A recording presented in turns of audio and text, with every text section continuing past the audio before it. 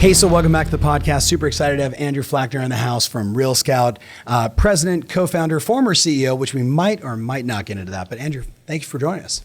Good to be here. Yeah, appreciate it. So you have been on the circuit, talking a lot, sharing a lot. You have the ears right now of a lot of very influential people in real estate because of your insights, the way you view the marketplace. So I'm really excited that you're sharing with us today. All the listeners are going to get to know you a little bit better and understand why, I'm so impressed with what you're doing and why so many of the CEOs that I'm working with are taking your message and getting it out in front of everybody. So today's gonna be really insightful for the brainiacs, the data junkies, the people that are really paying attention to not just the now of real estate, but where is it going? So first of all, maybe just, for the people that don't know you, give me a little background before I hit you with this one big question I want to start with. So who is Andrew? Tell him the story, give him your backstory. Sure. Well, first of all, it's an honor to be here because I was following you as a coach ever since I started my career in real estate. So I started selling real estate not too far from here in a city called Palos Verdes. Yep. I was selling real estate for Keller Williams Realty back when I was in high school. Yeah. So as soon as I turned 18, I began selling homes, fell in love with the industry, realized there was a lot backwards about the industry. Yep. The biggest thing was that there wasn't great technology or data available to brokers and agents. Were you saying that at 18? I was feeling it. Were you that guy that didn't date in high school? Tell me more about that. I was feeling it because I was ill-equipped to serve my clients with great technology. I mean, they were off using third-party platforms. I was stuck using the decades-old MLS interface, which is great for agents to do their back office work, but it's not so great at being a compelling interface for consumers. No.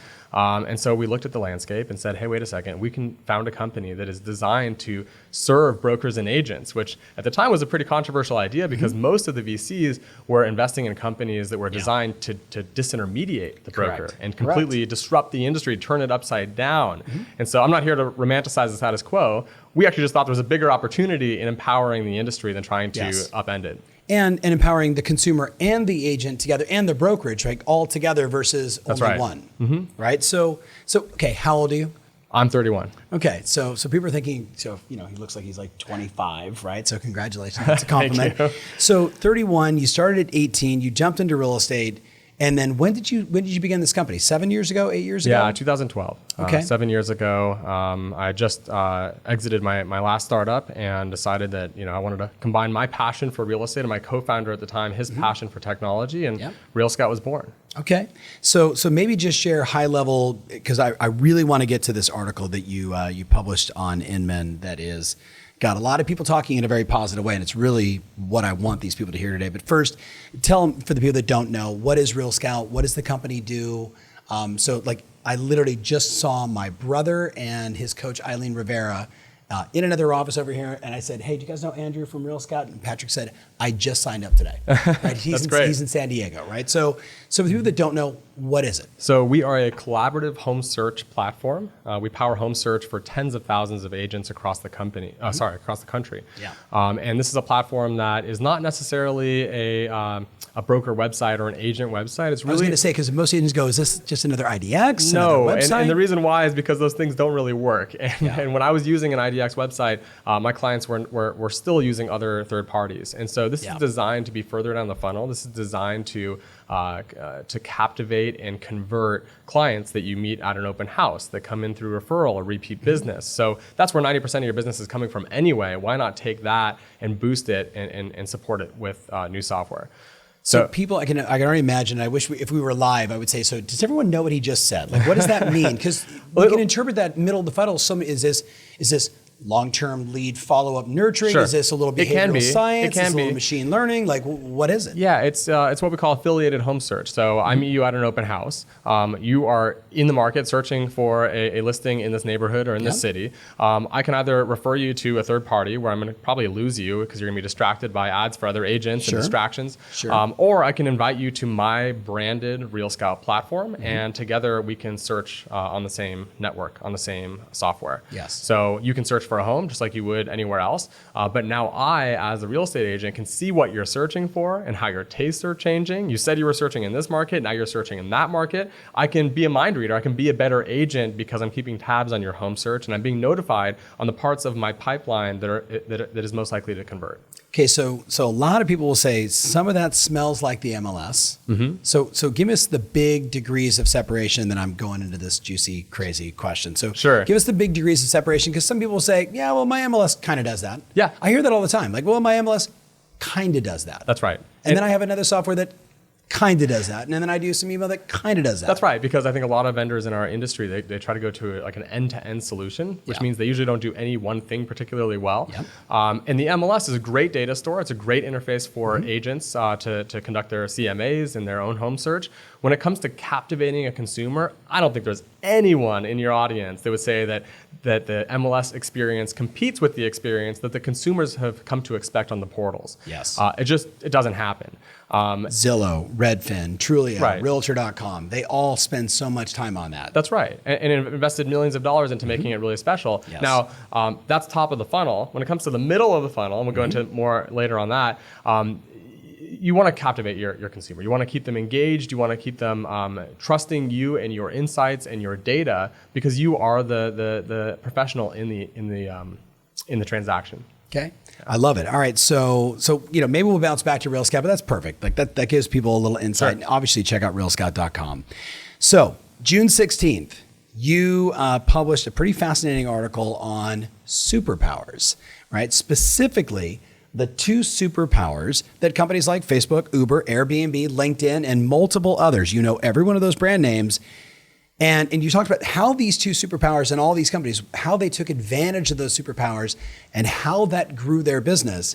And then in the article, you shed some light on some real estate companies you thought were close, others that you felt really needed to push. Mm-hmm.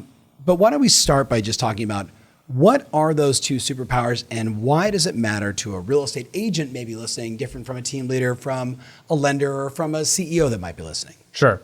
So taking a step back, I think that the core of any market disruption over the past 20 to 30 years can actually be, they can be drawn back to these superpowers, these competitive superpowers, which, by the way, are incredibly difficult to replicate. Oh, yes. So when we talk about the world of finance with PayPal, online video with YouTube, people transportation with Uber, these are all examples where these companies have unleashed these superpowers on their industries, and the industry was ill-equipped to compete. So let's walk that back a bit. One of my favorite, starting with the 2 superpowers and what they are. The first is making the market. And this is when you control so much market share that you actually make the market. And we'll get into what that means. The second superpower is differentiating through data. And it's accelerating your head start over the competitors in a way that, again, is hard to replicate. So those are the 2 superpowers. Let's talk about how that played out in a few industries. The first is the alternative accommodation market with Airbnb. I think everyone here is familiar with Airbnb. Sure. So Airbnb is one of the highest value privately traded companies or privately held companies in the world, $35 billion market cap. Now, with Airbnb, what you may not realize is that for the first few years, they were really struggling. And the reason they were struggling is because they didn't have enough liquidity, meaning supply and demand on their platform, for it to be worth everyone's time. There weren't enough hosts or guests to make it worth your time to go to Airbnb.com and look for a listing or look for a guest. So what did they do? Well, to get to this tipping point in market share, they actually spammed Craigslist and posted all these links, driving traffic back to Airbnb. And then a few years later, the tipping point had been reached, the company grew organically, and the rest is history. So that's an example of market making, having enough supply and demand on your network to actually drive this engine. The second example would be a much bigger company, but we'll look at a narrow segment of that company, and that's Google Assistant. Now, I know we have a lot of Alexa fans in the audience, and I was one of those myself. Siri or Cortana, yeah. exactly. Yeah. What you may not realize is that Google is actually far more effective in understanding you and answering your question. It's quite well established if you look at the research. So I just switched myself after doing the research for this talk that I gave. And what you may not realize is why. I mean, is it because they're spending more money? Well, Apple has a lot of money to spend, so does Amazon, but it's actually because of the nature of the problem they're solving, right? The biggest asset they have is how much data they have to train their machine learning algorithms. And when it comes to Google, what's the biggest mobile platform out there? Android, by a large margin. And so you have more people who are asking questions of their devices, which means it's training the algorithms and making the product better. which is boosting sales, which means there's more people to ask questions, and the process repeats again and again. So not only is Google getting better over time, but they're getting better at a faster rate. Yes. And that makes it very difficult to catch up with. So that's an example of differentiating through data. So we had Airbnb on the market making side, Google Assistant on the differentiating through data side. Give us another example of market making. Okay, another example of market making would be Uber. Okay, now Uber actually has both of these superpowers because they have so many passengers and drivers that they make the market, all right, which makes it the platform of choice, because when you go onto that network, there's more drivers, which means that's going to attract more passengers, and more passengers will attract more drivers. Okay, so the process repeats again and again. And get this, they're training their algorithms based off of the data from 10 billion trips. 10 billion trips, which means they have the best route optimization. They have the best optimization around pricing, the best background checks and fraud detection. Yep. That all makes it so valuable for a consumer who uses one of those platforms. And so if you look at a market like New York City, for instance, even the second place Lyft can't catch up. They have 40% of what Uber has because Uber was first and they were able to unlock these superpowers. Zillow to Trulia, Zillow to Realtor at a certain time. Absolutely. So let me ask you, how much market share do you have to have that superpower? Great question. So there's actually a couple ways to know when you've reached the tipping point. In a real estate context, it would be directed towards a brokerage. I would pose this question: are there enough in-house buyers or coming soon listings, whatever your liquidity is, whatever your asset is there enough of that to make agents want to leave and come to your brokerage, right? And you can measure that by consistent year-over-year growth in listing count, for instance. When it comes to differentiating through data, it's a little squishier. I would say it's not as much about the percentage of market share you need to have, but it's really about the absolute number. So if you have hundreds of data points you're working with, that's probably good for some anecdotal data. But if you want to rely on it for statistical rigor, you're going to need thousands of data points, thousands of buyers and sellers that you can learn from. Okay, so I'm going to press you again. So I get the demand side of, if I've got all the listings, we saw this certainly during the REO days, right? If a broker had all the listings, agents were flocking there because it was access to transactions, right? It was either access to buy side or open houses where I can get more customers. We certainly see this with the boom towns of the world, the Commissions Inc., Conversion, KV Core, et cetera. They're generating so many leads. Agents doing the same thing, arbitraging, Zillow, Realtor, Trulia, on, right? But what about an agent sitting here? What about an agent, like the agent sitting literally, 3 offices over, who is, she does 145 transactions a year. She has 35 to 40% market share in her community. Is she making the market? So more likely her broker or a network of brokerages is making the market or not making the market, right? Yeah. So the process is circular, and the agent is definitely a part of it, right? Yes. If the broker can attract more agents, they can get more, let's just call it off-market listings or coming soon listings. That attracts the buyers. Yeah. And now the buyers have to work with you. Yeah. Okay.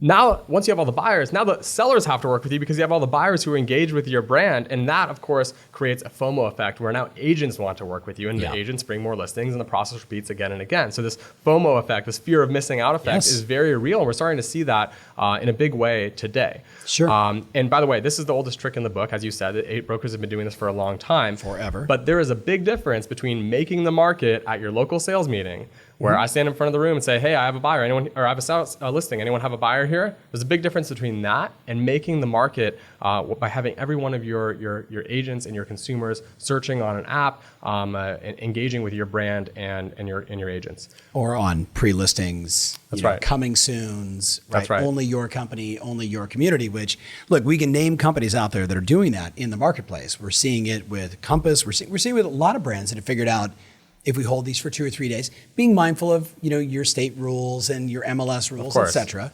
But is that an example of making the market? It is. It absolutely is. And to answer your question about what that agent should be considering is she affiliated with a network that is providing that tipping point? Is there enough data? If your only affiliation is you belong to a 5-person brokerage shop, then you probably don't have the data. Now, if you can glean insights from a larger group, whether it be, maybe it's the Tom Ferry organization, maybe it's Leading RE, maybe it's Realty Alliance, or maybe it's a major brokerage or a network of brokerages, then you can pull that off. So when it comes to which companies are approaching the tipping point, there's a few different case studies that we looked at. The first is Compass, who you're familiar with, of course.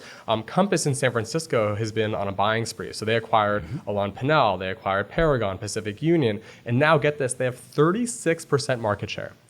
Now tell me this, if you are a consumer and you're a buyer and you want an tight inventory market, and 36% of the market, up to 36% of the market is coming soon on Compass.com. Are you not going to go to Compass.com? 1,000%. You have to go. If I know about it.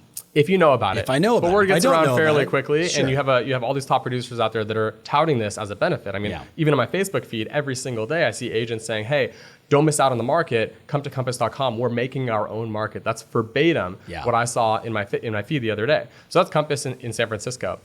Then you have, okay, well, what if I'm an indie? What if I'm an independent brokerage? Well, let's go across the country to Miami, Fort Lauderdale. If the independents there actually pool their listings or pool their network, they would actually have about 25% of the market. That is significant. But there's the key distinction. If they did, if Realogy did the same thing with all of their brands across the country, what's their market share across the country? 30%? I think it even matters on a more local market. So, no doubt. We're not far from San Diego. We did research on San Diego. I think they're at the 20% mark. If they got Sotheby's and ERA and Coldwell Banker and C21 all to align. This isn't about merging companies or dissolving, competitive boundaries, but it is about cooperating in a way that honestly the industry is quite familiar with, right? The MLS fosters a lot of this cooperation already, but it doesn't captivate consumers the way that you would need to really make this engine turn over. So I'm thinking about my listeners right now, and an agent might be saying, okay, this is super fascinating, but like, who gives a shit? Like, why should I care, right? So should an agent care about this conversation? Absolutely, because if you are not affiliated with a brokerage who belongs to a larger network of brokerages, and it could be, what RealScout's doing with the Biograph, it could be about leading RE, it could be about any affiliation, it could be a brokerage like Compass that has enough market share in San Francisco. EXP, Keller Williams, Remax, right. Berkshire Hathaway, everyone, pay attention, right? But if you're maybe that small independent broker, are you, like we work with a ton of people that have their own companies and they've got 15, 18, 20 agents, and they're set up as a team. Right. Now they belong to the Tom Ferry network, which gives them a network effect. But are you saying that they have to belong to a network going forward, or they're going to lack that superpower? I think so. And we could talk about it. That's a strong statement, because what's the number? Like 75% of all brokers or brokerages are these smaller independents. Oh, sure. But my point is that those independents, and they already are doing this with leading RE or luxury portfolio, like there are ways for these brokerages to belong to a bigger organization or a big network. ARIA, like there's a whole bunch of these. That's right. Okay. And so I think the key is, these organizations, they all provide something of value. The question is, do they provide the tipping point value that we were talking about earlier? Yes. Right? So do they have a good read on consumer demand? Do they have, maybe they have a network of listings. So there's a startup in San Francisco called Top Agent Network, where agents can post their coming soon inventory. That's a network. There's strong network effects or superpowers with that as well. Yes. So I think an agent, absolutely can be very careful or intentional about which networks they affiliate with in order to get those superpowers. And by the way, a lot of these superpowers are still in their infancy, right? So this is a new concept. It's being popularized by companies who are raising enormous amounts of venture capital. I mean, why do you think they're able to raise that venture capital? Is it because they're a traditional brokerage? No, they have a much bigger vision in mind, and we're starting to see some of those strategic points coming to fruition. It's fascinating. I don't think there's been a more exciting time than right now to be in this. I've been in it for 30 years. It's never been more, beyond inflection points, it's never just been more exciting. Right? New initiatives, better technology, better control of data, better working with agents. What say you? Well, I would say that, first of all, it's the largest sector of the global economy. So it's about time that investors, took interest in this. When we founded the company 7 years ago, it was not sexy to be in real estate tech. But I think, the one segment that I think that is understated is the consumer segment. And they're driving a lot of this, right? And so, they want certainty, they want convenience, they want their knowledge worker in the transaction, their agent, to be a professional and have access to this tool. I mean, let me ask you this. If you went to your doctor and they say, hey, Tom, if you have any questions, just go to webmd.com. I would run. Right? What about financial advisor? Go to Yahoo Finance. There's some forums on there for you. I would run. Same thing. Okay, what about a realtor saying, hey, you know what, my IDX widget's not very good, so maybe just use a third party. That's what we do in this industry. right? I really like Redfin's interface. Just check that out and then call me when you're ready. Right. And by the way, I'm not knocking those agents because I think that they're actually the honest agents that realize that their consumers are going to want more and they deserve the best technology. But we're hoping that we can equip agents with that platform. Yeah. I mean, look, there's a lot of people listening right now, and they're not going to be offended by that. They know fundamentally driving people back to another portal is a bad idea. Sure. Right. They know it. And I just want to give them some credit because I think it's honest, right? I mean, when I was in the business, I did that too. Yeah. No doubt. All right. So let's talk about the second superpower, differentiating by data. Right. I mean, I think, like if I go to one more conference in 2019 where I hear data, or disruption, I'm going to punch somebody in the face. But I understand because I invest in a lot of companies. I'm mindful I understand the importance of big data. Like we have, we're collecting millions of data points on our clients every single month. So I get it. So how is that a differentiator? How is that a superpower? And what does it mean to an agent listening? Sure. So I think I'll transition into maybe the value of buyer data, if that's okay. Yeah, please. So, and by the way, when it comes to AI, when it comes to these hand-wavy terms that we love to throw around in the industry, agents are not asking for AI. No. Right? And consumers aren't asking for it. That's exactly right. So there are ways where artificial intelligence, machine learning can help an agent do their job a little bit better, but it's not in this very magical, futuristic way. It's about prioritizing their pipeline and their CRM. Yes. It's about organizing photographs so that when you're searching for a listing, you don't have to click 30 times to find the picture of the kitchen.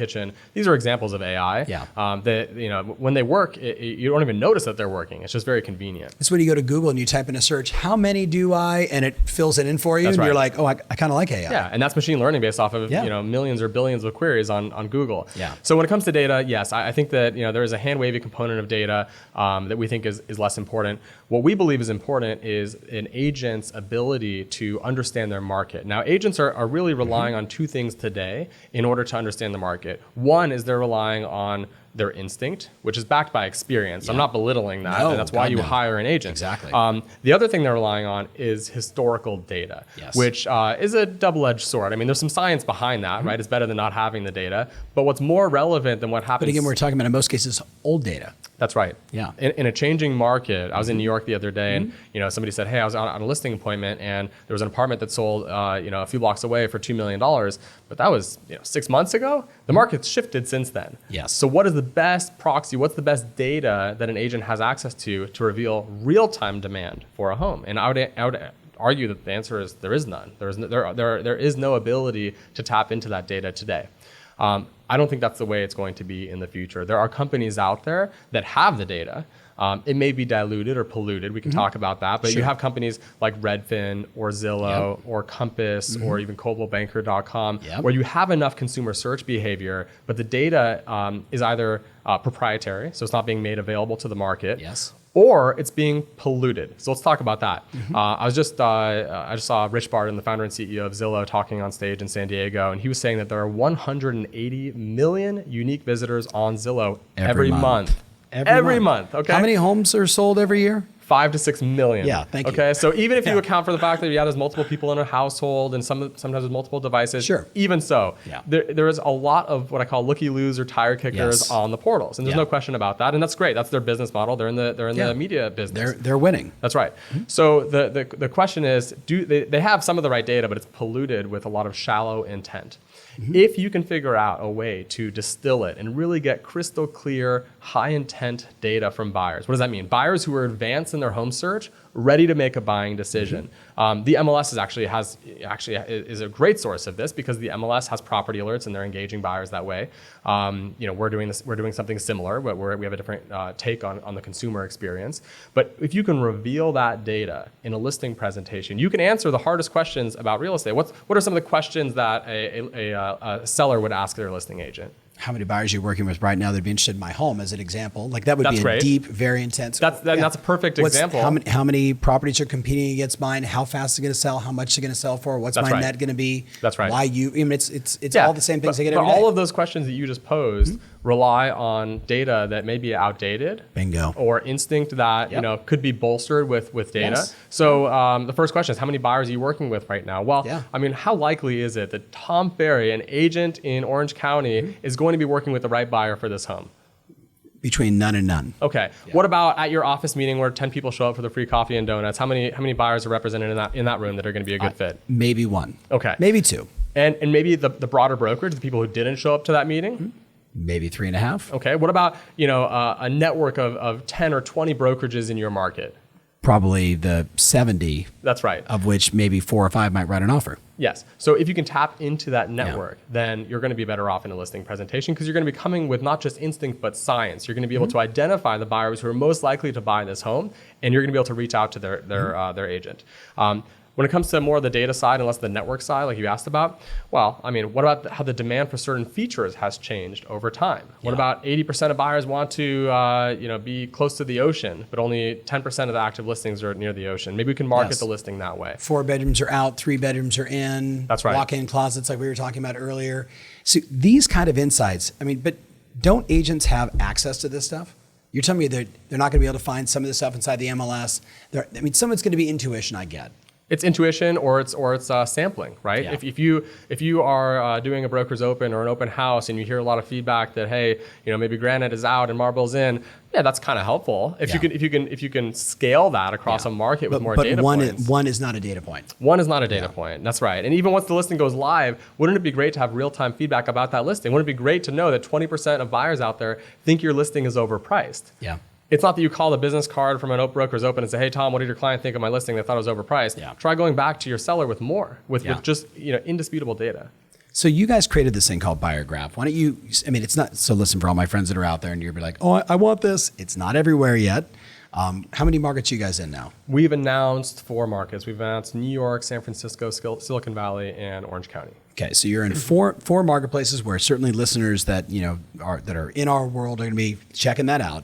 San Diego's coming because Patrick's there. Mm-hmm. So what is the Biograph and what is the competitive advantage it's going to get to all the Tom Ferry network? Sure, and I think that it's fair to say that a biograph is actually not a trademark of RealScout. No. A biograph is just a term, almost like Facebook has a social graph. Yep. A biograph is just a deep understanding of buyers. So you already have access to your own biograph at your brokerage in a sales meeting format, or maybe use Slack or some other internal communication tool. We have the ability to allow that biograph to extend beyond the walls of your brokerage because when we enter a market, 7, 8 out of the top 10 brokerages come onto our platform at the same time. Competing companies. Why do they do that? Well, there was a blog post recently that was published and it said, are we witnessing a black swan event in real estate? Because you have these fierce competitors, like in New York City, Douglas Elliman and Brown Harris Stevens and Halstead. And Corcoran and. So when these companies come together, they're actually unlocking more value for their clients. Mm-hmm. And so, yes, the biograph is a deep understanding of buyers on our network because we do such a good job at engaging consumers and understanding their search behavior. Now you as a listing agent in this network can tap into those insights and start to answer those questions we talked about earlier. Yep. So that is what we're excited about. We're expanding nationally. We've grown 300% year over year. We are your market. If you're in one of the top 20 or 30 markets in the U.S., your market will be announced soon. Yeah. But we are partnering with brokerages to make this happen. Maybe. Yeah, we're in talks with a few major Canadian companies at the moment. Good. Yeah, Good. Not Europe though. Yeah, unfortunately. 700 million people in Europe. Got to pay attention to all my friends, all my European peeps out there. True. Like, hello. And then Australia, New Zealand, and we're gonna focus and perfect it here, and then scale it. Mm-hmm. So I want to go back. Let's close the loop on superpowers. Certainly you look at the network effect of companies like LinkedIn, Craigslist. There's so many of these companies that give us this example, making the market and then differentiating through data.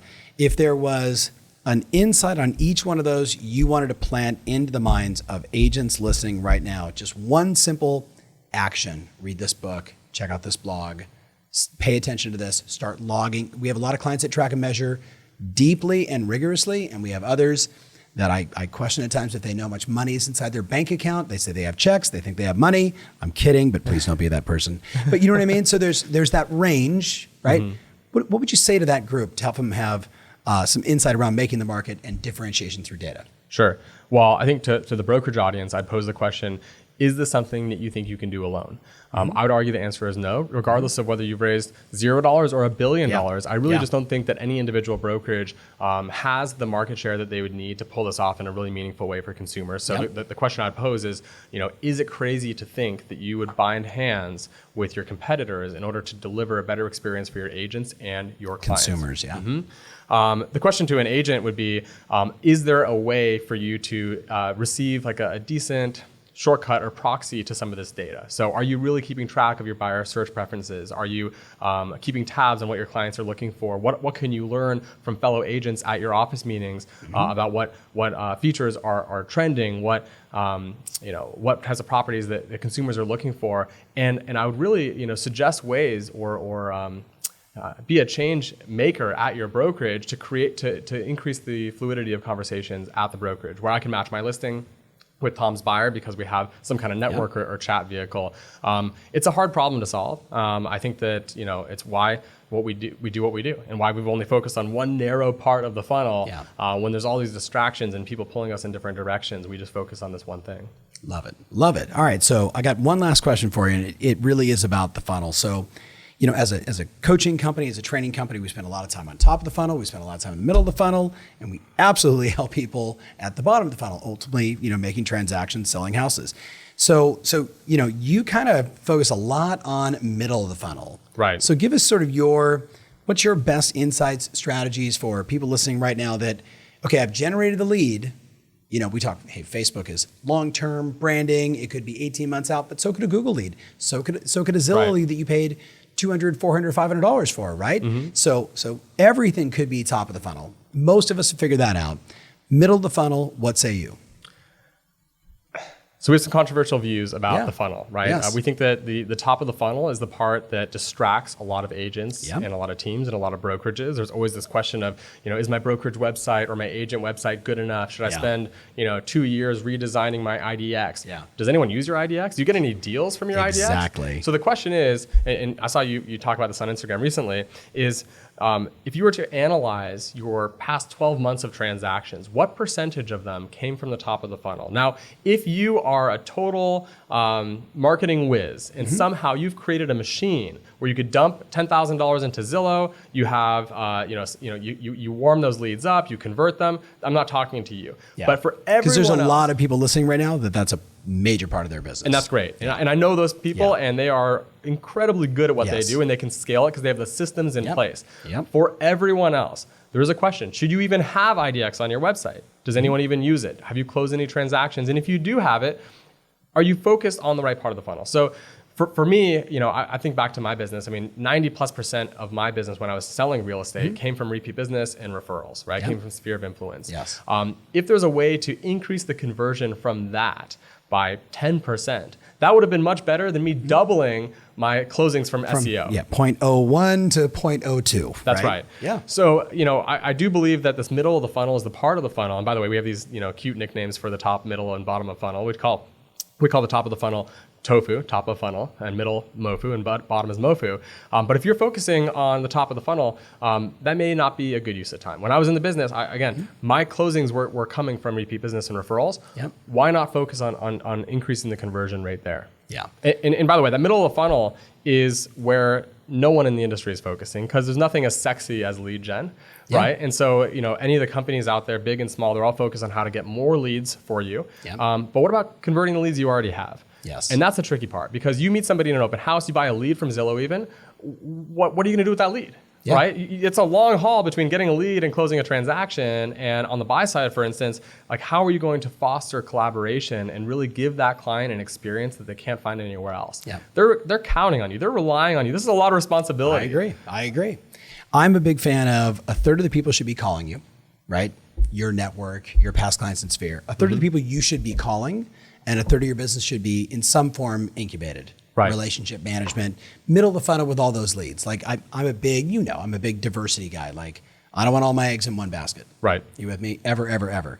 So middle of the funnel is relationship management for you. Do you treat past clients in sphere differently than, like, what do you do with all those top of the funnel people? Yeah. So by the way, the funnel is connected. So you're making a good point. Even if you are a whiz when it comes to top of funnel, like pipe that funnel into of course. a platform that's going to convert them. And there's plenty to choose from out there. Yes. And then I think past clients or recent transactions, you can put them on a drip, but I'm sure you don't want your coaching clients to be sending Valentine's Day cards. I mean, there's more to it than that, right? You can 1,000. Send me your Valentine card, but there's more to it than things, that, though, right? There's relevant insights you can provide about the neighborhood, right? And what's sold recently in your neighborhood. So yes, not to say don't have those warm and fuzzy touch points, but bolster them with a demonstration that you are the expert in the neighborhood, and when they're thinking about real estate, they should be thinking about you. That's the whole key. So I'm super excited for Biograph to be across the country. I'm going to even say that I can't wait for it to be in Canada.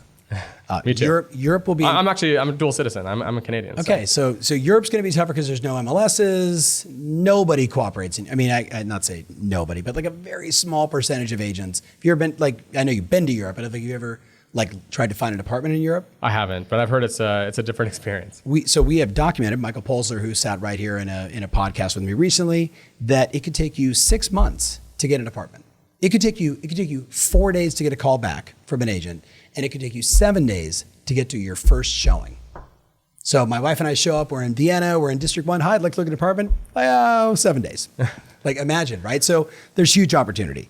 But the Biograph, I think, is going to be a game changer across the U.S., no doubt. I'm super excited about what you guys are doing there. Any closing thoughts? Any closing thoughts? I mean, this was a super, if you didn't read the article on Inman, I don't think I've ever given Inman a shout out on my podcast, who they just said we were one of their featured techie something for podcast. What would be the easiest way for them to search that? Was it just Inman Superpowers? Yeah, Google Inman News Superpowers. You'll find the article. I think my closing thought is this. I think, when you read the headlines, I think it seems like all this venture capital is flowing into our industry to turn it upside down, to disintermediate the broker, to change the role of the agent. First of all, change takes time. Yeah. But more importantly, just know that there are billions of dollars flowing into the industry in ways that are designed to support you and support your workflow and amplify the value that you bring to your clients. I think it's reassuring to know that exists too, because those aren't the fun headlines to write. No. They're not the fun, necessarily the ones that are most enticing to click on. But it is true, and there are people out there, smart engineers, backed by a lot of capital that are out there with one mission in mind, and that's to really bolster the value that a broker brings to their agent and then an agent brings to their client. 100%. Well said, my friend. Thank you so much for sharing. If somebody wants to reach you, best email or best probably phone? Instagram, Flachner. Okay. All right. Flachner, just straight up, no dots, no hyphens, no. Okay. Keeping it simple. So definitely follow him on Instagram. Check out RealScout. Thank you for just a deep, insightful conversation, man. I appreciate you. Thanks, Tom. All right, buddy. See you soon. Thank you guys so much for listening. We'll talk to you on the next podcast. If you want more information about this episode, including my show notes, mentions, links, and everything else, make sure you visit tomferry.com/podcast. That's tomferry.com/podcast. Thanks again, and talk to you soon.